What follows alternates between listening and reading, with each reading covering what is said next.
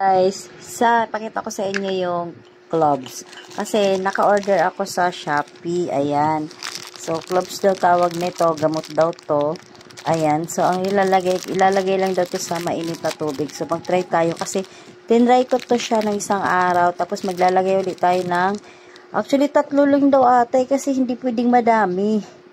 Yan. So, lalagay mo siya ng ganyan. Yan.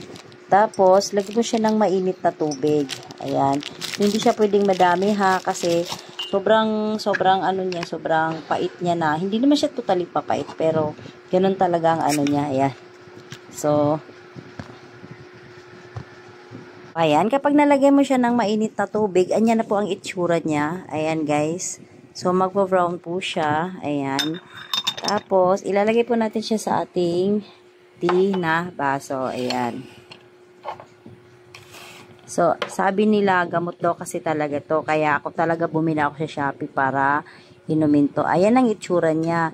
So, pwede mo siyang gawing tsaa habang nagagamot ka sa sarili mo. Ayan. So, ayan guys, yung tsaa natin na cloves, inumin natin kasi, ayun, dami daw talaga itong gamit. I-search nyo na lang sa FB, search nyo na lang kahit saan kung ano talaga yung benefits nitong gloves natin. Pag hindi mo kaya talaga yung amoy at saka lasa. Pero okay na rin.